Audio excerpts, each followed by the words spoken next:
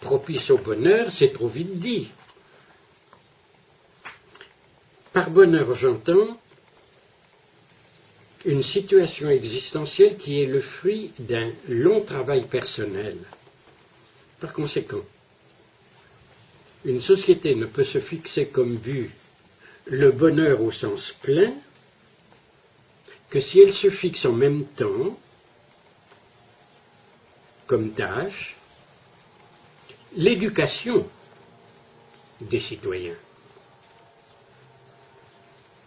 Il est bien entendu, étant donné que toute conscience, tout individu est une conscience, à mes yeux, il est bien entendu que tout homme peut être éduqué.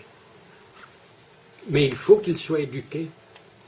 C'est-à-dire, il faut d'abord passer par une réflexion sur l'éducation, les institutions éducatives, la tâche première de la démocratie. La tâche première de la démocratie est de mettre en place des institutions qui vont rendre les individus capables de s'émanciper d'abord et de se construire ensuite.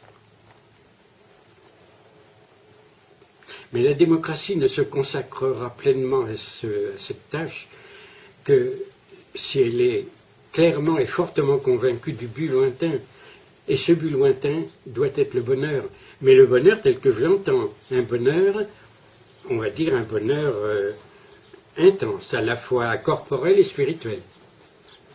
Il faut que la société, c'est-à-dire que les responsables politiques, aient comme but lointain ce bonheur pour être capable de s'investir pleinement dans les tâches antérieures. L'une de ces tâches antérieures, je ne dis pas qu'elle suffit, mais c'est la principale, l'une de ces tâches antérieures est l'éducation. L'éducation à la liberté, éducation au bonheur aussi. Il y a des philosophes pour ça. Alors justement, est-ce que la société actuelle est propice, d'après vous? On peut alors, en effet, maintenant on peut répondre, non. Non, parce que la société actuelle ne se soucie pas de l'éducation. Et quand elle a réussi à mettre sur pied des institutions, elle les dévoie en souhaitant en faire des écoles d'apprentissage, en souhaitant en faire des étapes pour l'emploi.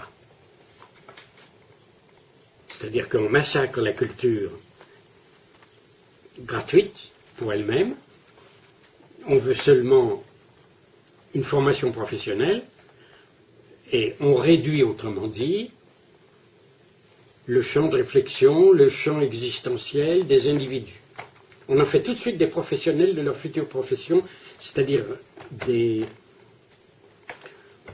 automates. Et en plus, ce qui fait aussi que la société actuelle n'est pas en mesure de répondre à notre demande, en plus, cette société favorise, comme vous le savez, la consommation. Il faut préciser en quoi est-ce qu'elle est mal, entre guillemets, cette consommation.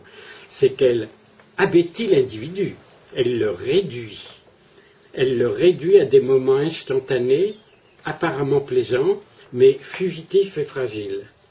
C'est-à-dire que la société n'offre que du clinquant, sans offrir les moyens de construire une culture et des personnalités approfondies.